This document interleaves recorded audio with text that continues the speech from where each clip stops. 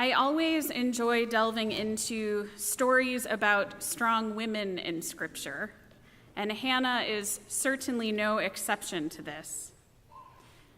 Here is a woman in a polygamous marriage, which was not uncommon for the time, of course, but this one is difficult. Hannah, unable to have children, is provoked and ridiculed by Peninnah, provoked because Hannah cannot have children and Peninnah can. And Elkanah, the husband, seems to truly love Hannah. We get a glimpse of this when he offers her a double portion of food. And this love for Hannah probably fuels that competition between Hannah and Peninnah. But Elkanah, while he loves Hannah, still misunderstands her. He cannot conceive how he could possibly not be enough for her. I couldn't resist including verse 8 in the reading today, even though it was not part of the suggested reading from the narrative lectionary. It was part of that passage that Andrew read. And the passage reads in the scripture that Elkanah says, "Why are you downhearted? Don't I mean more to you than 10 sons?" But when I read it, I admit that my mind hears something closer to, "Don't be sad you don't have kids. You got me. What more could you possibly need?" Some might argue that my interpretive license with Elkanah is not being fair to him. But quite frankly, this is not Elkanah's story. It's Hannah's story. And I strive to see this passage through her eyes and her understanding. It is Hannah I longed to understand as I approached this passage and come to know as I dove into this scripture. But Hannah and I got off to a bit of a rocky start. I strongly believe that scripture has the right answers if we ask of it the right questions. And the question I kept asking of Hannah is, why did you want a child? It was a question I thought I needed to have answered to really understand Hannah, to understand this story. It came up Monday night with the Bible study that I do with the college group. Why did Hannah want a child if she intended to take him immediately to Shiloh to give him to the Lord? It came up again at Wednesday morning sermon prep. What was behind Hannah's desire for a child? And it isn't that there were no answers offered, but each of them still left the story feeling unfinished. They each left me feeling like I hadn't really come to understand Hannah any better, and none of them helped tie her prayer, where she vows that if she is given a son, she will give him to the Lord for all the days of his life, to her song of thanksgiving, which I just read. I was still missing something. There were things I could glean about Hannah.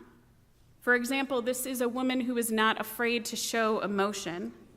She shows her sadness by refusing the double portion of food offered by her husband and weeping bitterly in Shiloh. She sings aloud with joy a whole song of praise and thanksgiving to God. She is not afraid to wear her heart on her sleeve, even in an age when it was men's emotions and desires that were valued. She is brave. She goes alone to the temple in Shiloh, and while weeping, prays silently to God. Such a strange occurrence, both that a woman would come before God and that one would pray a quiet, private prayer, that in part of the passage we didn't hear this morning, Eli, the high priest of the temple, finds Hannah praying alone, quietly, while weeping, and assumes at first that she is drunk. She is independent. The prayer is Hannah's prayer alone to God. The promise is Hannah's promise alone to God alone. The decision to bring Samuel to the high priest is Hannah's decision alone, and the timing is her decision. But I still kept returning to this unanswered question. Hannah, why did you ask for a child?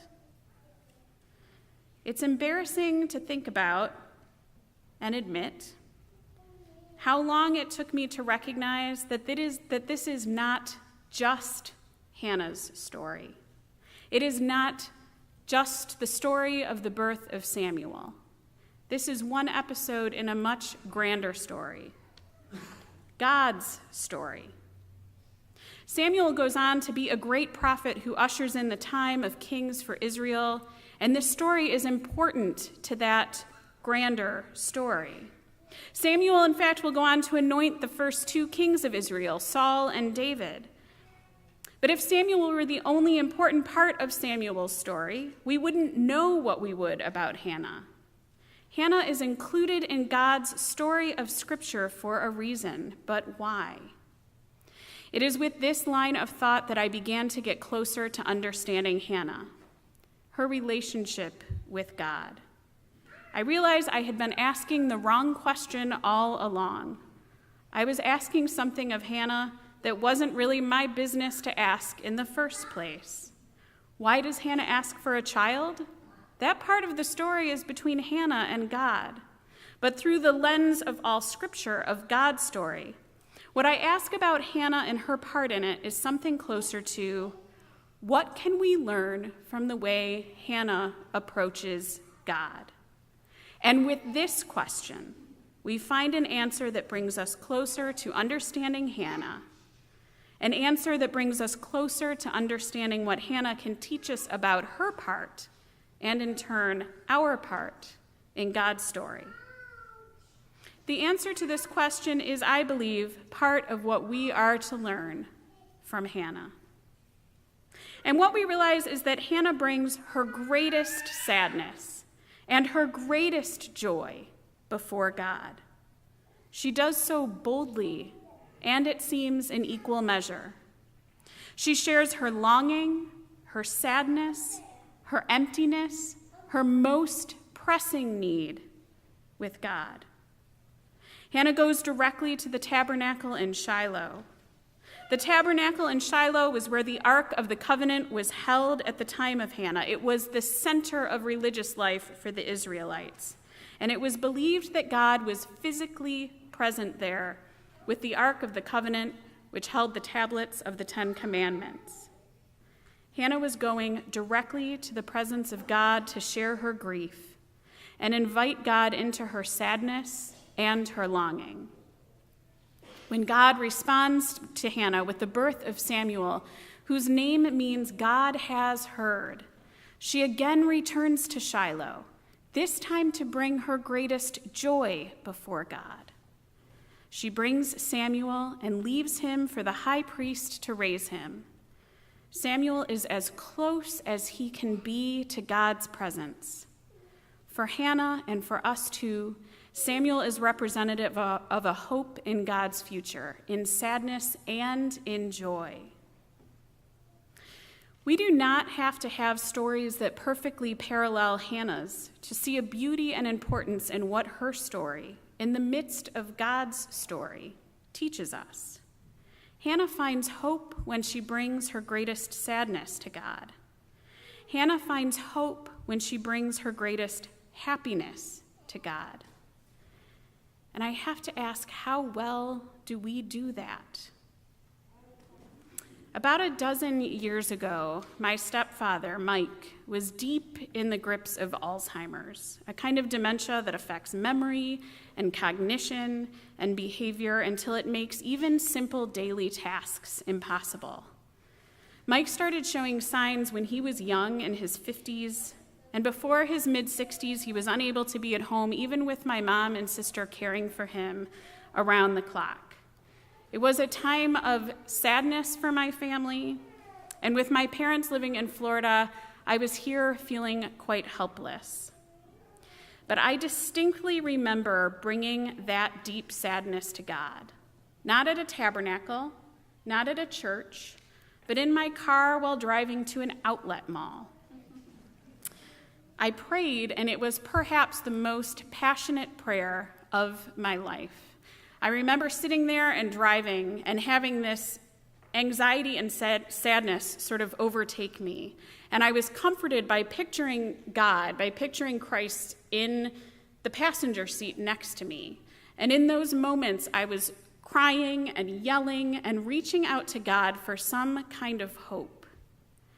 And while there was not a miraculous healing that happened, there was a great sense of relief, of hope from giving that sadness, that pain, over to God. I found hope knowing that what my family was going through was not separate from God, that God was there in that moment, even in the pain. So I understand bringing our sadness to God the way that Hannah demonstrates. My prayer and Hannah's prayer were very, very different, and the reasons for our sadness were leagues apart. But coming to God and laying sadness there, I get that. But I must admit, I cannot remember praying with such fervor during happy times. Do I remember God when things are joyful? Yes, maybe. I think so, sometimes. But I admit I turn to God more for strength and guidance and hope than to share in the smiles and the joy and laughter. My prayers of thanksgiving tend to be dutiful, while my prayers of need tend to be impassioned. Others may do things oppositely. But it is not so with Hannah.